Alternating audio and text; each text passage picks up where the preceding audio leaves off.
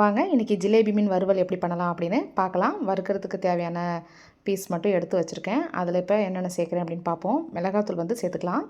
காரத்துக்கு தகுந்த மாதிரி சேர்த்துக்கோங்க. நான் ஒரு 1 1/4 ஸ்பூன் அளவுக்கு சேர்த்துருக்கேன். கொஞ்சமாக மஞ்சத்தூள் போட்டுக்கலாம். அதுக்கப்புறம் தேவையான அளவுக்கு உப்பு சேர்த்துக்கலாம். இது கூடவே ஒரு 2 ஸ்பூன் அளவுக்கு எண்ணெய் சேர்த்துக்குவோம். எண்ணெய் ஊற்றிட்டு இந்த மாதிரி கலந்து வைக்கும்போது இந்த நம்ம சேர்த்தோம் இல்லைங்களா மிளகாத்தூள், இதெல்லாம் நல்லா மீனோட ஒட்டி நல்லா கலந்து வரும். அதுக்காக தான் கொஞ்சமாக வந்து எண்ணெய் சேர்த்துக்கலாம்.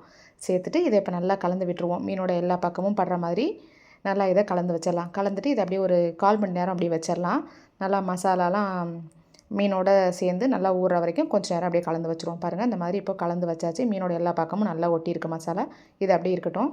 இப்போ வந்து கலந்து வச்சு ஒரு 1/4 மணி நேரம் ஆயிடுச்சு. இப்போ இந்த இரும்பு கடாயில் தான் நான் வந்து மீன் வந்து வறுக்க போகிறேன். இப்போ இதில் தேவையான அளவுக்கு கொஞ்சமாக எண்ணெய் சேர்த்துட்டேன். எண்ணெய் சூடானதும் நம்ம கலந்து எடுத்து வச்சுருக்க மீன் இருக்கு இல்லைங்களா, அதை ஒவ்வொன்றா இதில் சேர்த்துக்கலாம்.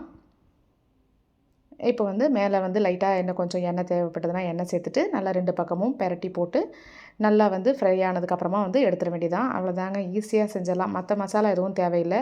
இது மட்டுமே போட்டு செஞ்சாவே மீன் வந்து ரொம்ப டேஸ்ட்டாக இருக்கும்.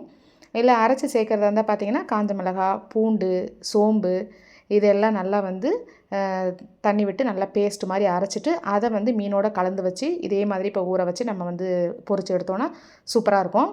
நான் எப்போவுமே எண்ணெயில் போட்டு அப்படியே பொரிச்சு எடுக்க மாட்டேன். இந்த மாதிரி கடாயில் போட்டு தான் வந்து நல்லா 2 பக்கமும் எண்ணெய் ஊற்றி பெரட்டி நல்லா வேக வச்சு எடுப்பேன். அவ்வளோதாங்க, மீன் பார்த்திங்கன்னா சூப்பராக ரெடி ஆகிடுச்சு. நல்லா 2 பக்கமும் போட்டு நல்லா வேக வச்சு எடுத்தாச்சு. அவ்வளோதான், சூப்பரான ஜிலேபி மீன் வறுவல் வந்து ரெடி ஆகிடுச்சு. நீங்களும் இதே மாதிரி செஞ்சு பாருங்கள். இன்னும் 2 பீஸ் இருக்குது. இதையும் எடுத்துகிட்டு அந்த 2 பீஸ் மீனையும் வறுத்து எடுத்துட வேண்டியதான். வீடியோ பிடிச்சா லைக் பண்ணுங்கள், ஷேர் பண்ணுங்கள், கமெண்ட் பண்ணுங்கள். நன்றி.